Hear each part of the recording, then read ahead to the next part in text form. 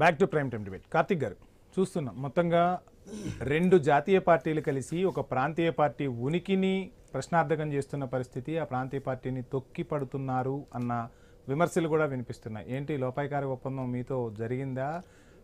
తదనుగుణంగానే పావులు గదుపుతూ ఉన్న పరిస్థితి ఏంటి? అసలు ఏంటి ఆ టాక్? ఏది సార్ ప్రాంతీయ పార్టీ ఎక్కడ ఉంది ఎన్నికల్లో? ప్రాంతీయ పార్టీలు పోటీ చేసినట్టు ఎక్కడ ప్రధానంగా కనిపి బీఆర్ఎస్ ని జాతీయ పార్టీగానే గుర్తించారు. అయ్యో మేమేంది, వాళ్ళే ఉండి ఇది ఈ రోజు నుంచి జాతీయ పార్టీ, మా నాయకుడు జాతిపిత దేశ్ కి నేత కేసీఆర్ జైసాన్ వాళ్ళే అన్నారు కదా, మేమేమని అన్నామా?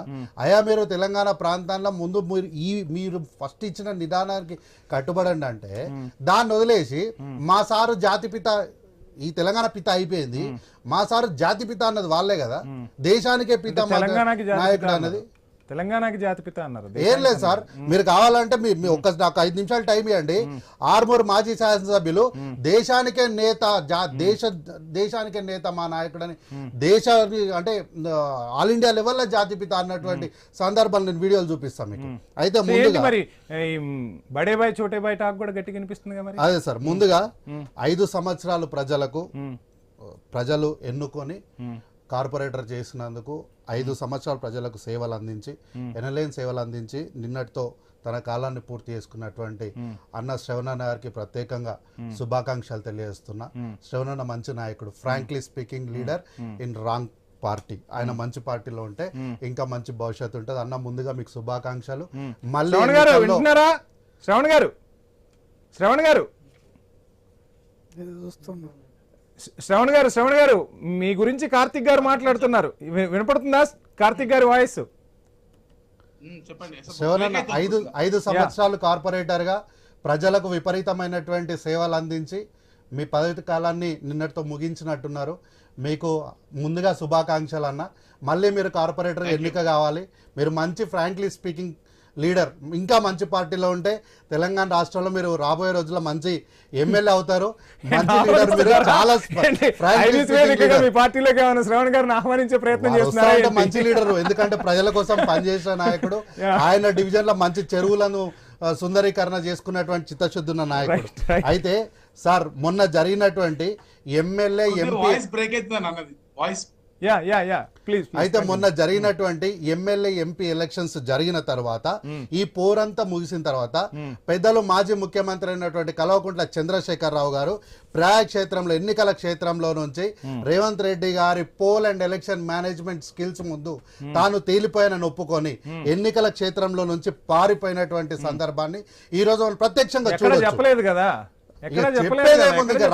సార్ మీరే క్లెయిమ్ చేసుకుంటారా? Sir, cantonment elections no, Jubilee Hills elections no, panchayat elections no, municipal elections no, శాసనసభ నో. ఇంకా ఎక్కడ? ఇద్దరున్నారు కదా, బీఆర్ఎస్ వర్కింగ్ ప్రెసిడెంట్ ఉన్నారు.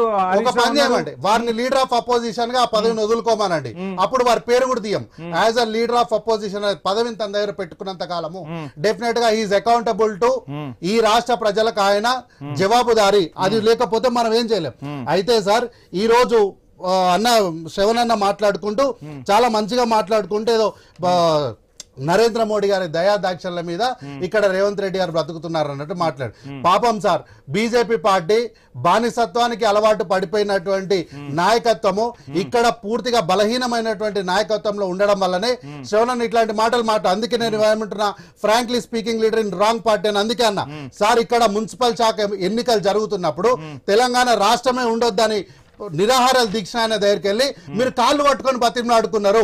అయ్యా మా దగ్గరకు వచ్చి ప్రచారం చేయండి అంటే 7-8 తారీఖులో వస్తా అన్నాడు. వస్తా అన్న ఆయన వీళ్ళకి కూడా హ్యాండ్ ఇచ్చిండు. ఎందుకు? వీళ్ళ దగ్గరకు వస్తే ఉన్న పరువు నాది కూడా పోతుంది అని చెప్పి ఆయన రాలేదు. మీరు తెలంగాణలో కదా, మీరు తెలంగాణ ఉద్యమంలో పోరాటం చేసిన వాళ్ళే కదా, ఎందుకు మీరు తెలంగాణ మున్సిపల్ ఎన్నికల్లా తెలంగాణ రాష్ట్రమే ఉండొద్దని ఆయన దగ్గరికి వెళ్ళి కాళ్ళు పట్టుకొని ఎందుకు బతిమలాడాల్సిన అవసరం మీకేమొచ్చింది? ఈ రోజు వచ్చి ఏందో కేంద్రం పైసలు ఇస్తుందంట, చెరువులన్నీ మేమే బాగా చేస్తున్నామంట. సార్, ఇది హైడ్రాకు వచ్చినటువంటి ఘనత. హైడ్రా చెరువుల కోసం సుందరీకరణ చేపడుతుంటే వీళ్ళే కదా పోయి అడ్డం నిలబడ్డది. వీళ్ళు అడ్డం నిలబడి హైడ్రాని పని చేయొద్దు, హైడ్రానే రాష్ట్రంలో ఉండకూడదు అన్నారు. కానీ ఈ రోజు ఇదే హైడ్రా వల్ల ఈ రోజు నగరంలో చెరువులన్నీ కూడా సుందరీకరణ జరుగుతున్న మాట వాస్తవం కదా. ఈ రోజు వీళ్ళేదో రాష్ట్రానికి మేము ఇంత ఇస్తున్నాం అంత ఇస్తున్నాం అంటున్నారు. సార్, నిన్న మొన్న ప్రధానమైనటువంటి వార్తాపత్రికలు వచ్చినటువంటి వార్త ఇది.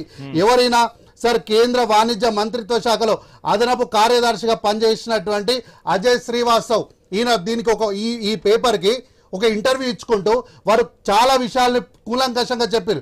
ఏంటి వ్యవసాయ రంగానికి వ్యతిరేక ప్రభావం చూపే అవకాశం ఉంది. నిన్న బడ్జెట్ వాళ్ళు పెట్టినటువంటి సందర్భాన్ని చూస్తే భారత్ ఎక్కువ రాయితీలను అమెరికాకే అందిస్తుంది. ఇట్లాంటి బడ్జెట్ పెట్టడం వల్ల ఈ రోజు భారతదేశంలో టెక్స్టైల్ ఇండస్ట్రీ మొత్తాన్ని కూడా సర్వనాశనం చేసి టెక్స్టైల్ ఇండస్ట్రీ రాష్ట్రంలో ఈ దేశంలో లేకుండా పోయేటువంటి పరిస్థితి వచ్చింది. ఇన్నిసార్లు అటు బీజేపీ ముఖ్యమంత్రులు కూడా కలవట్లేదంట. మరి రేవంత్ రెడ్డి అన్నిసార్లు ప్రధానమంత్రిని కలవాల్సిన అవసరం ఎందుకు వస్తుంది? అది మా పట్టుదల సార్. వాళ్ళు అపాయింట్మెంట్ ఇవ్వకపోతే ముక్కు విండి అపాయింట్మెంట్ ఇచ్చేదాకా ఎమ్మడబడి మేము అపాయింట్మెంట్ తీసుకుంటున్నాం. బీసీల కోసం అపాయింట్మెంట్ ఇవ్వమంటే ఇయ్యరు, నగరాలకు అభివృద్ధి కోసం ఇవ్వమంటే ఇయ్యరు, బుల్లెట్ ట్రైన్ల కోసం నిధులు ఇవ్వమంటే ఇయ్యరు, మెట్రో ఫేస్ 2 నిధులు ఇవ్వమంటే ఇయ్యరు. సార్ వీళ్ళేదో వీళ్ళ హయాంలా దేశం ఏందో గొప్పగా అభివృద్ధి చెందింది అని అంటారు సార్. లక్షలాది కంపెనీలు వీళ్ళ హయాంలా మొత్తం మూతబడినటువంటి పరిస్థితి సార్. నాకు ఒక్క నిమిషం టైం ఇవ్వండి. లక్షలాది కంపెనీలకు తాళం మోదీ హయాంలో మూతబడినటువంటివి 6.25 లక్షల పైనే ఎంఎస్ఎంఈలకు స్టార్టప్లకు కష్టంగా మారినటువంటి మనుగడ సార్. ఆర్థిక సంవత్సరాలు పూర్తిగా చెప్పినది ఈ యొక్క సంస్థ. 2015-16లా 17,600 కంపెనీలు మూతపడ్డాయి. 16-17కు 12,808 కంపెనీలు, 17-18కి 2,36,262, 18-19 ఒక్క నిమిషం సార్ ప్లీజ్ 18-19 సంవత్సరానికి 1,43,233 కంపెనీలు, 19-20 సంవత్సరానికి 70,000 కంపెనీలు. ఇట్లా చూసుకుంటే కొన్ని లక్షల కంపెనీలు బీజేపీ హయాంలో ఈ 12 సంవత్సరాల కాలంలో పూర్తిగా ఇండస్ట్రీస్ అన్ని కూడా నాశనమైనటువంటి వ్యవస్థ. ఆదాని గ్రూప్ లో ఎల్ఐసి పెట్టుబడులపై అన్ని అంశాల గురించి మాట్లాడదాం. ఒక బిగ్ డిబేట్ చేపడతాం. 15,000 కోట్ల రూపాయలు జిఎస్టీ తగ్గించడం అని వీళ్ళు గతంలో గొప్పగా చెప్పుకున్నారు కదా సార్. 15,000 కోట్ల రూపాయలను ఈ రోజు తగ్గించడం అని చెప్పినటువంటి బీజేపీ పార్టీ పెంచినోళ్ళు ఎవరు? ఇవన్నీ ప్రచారంలో ప్రజలకు అర్థమయ్యేలా 100% అర్థమైనాయి కాబట్టి ఈ రోజు బీజేపీ పార్టీ సమూలంగా నిర్మూలించబడిందనే విషయాన్ని గ్రహించుకున్నటువంటి వాళ్ళు పోయి పక్క రాష్ట్రంలో ఉన్నటువంటి పవన్ కళ్యాణ్ కాళ్ళు పట్టుకుంటే ఆయన కూడా దయాదాక్షణ లేకుండా తిరస్కరించారు సార్. సింధూర్ విషయంలో పారిపోయినటువంటి నరేంద్ర మోడీ గారు ఈ రోజు దేశానికే దిక్కు లేదంటే వీరంట బీజేపీ ముఖం చూసి నరేంద్ర మోడీ ముఖం చూసి అంటే తెలంగాణ ప్రజలు ఏమన్నా పిచ్చోళ్ళ అమాయకుల? తెలంగాణ ప్రజలు దేన్నైనా సహిస్తారు సార్. ఆత్మగౌరవాన్ని వంచిస్తే మాత్రం సహించారు. అందుకని ఈ రోజు ప్రజలు కాంగ్రెస్ పార్టీకి పట్టం కడుతున్నారని ఇప్పుడే వచ్చినటువంటి ఎగ్జిట్ సర్వే పోల్స్ చెప్తున్నాయి సార్. దాదాపు 68-76% కాంగ్రెస్ పక్షాన ఉందని ఇప్పుడు ఎగ్జిట్ పోల్స్ చెప్తున్నాయి.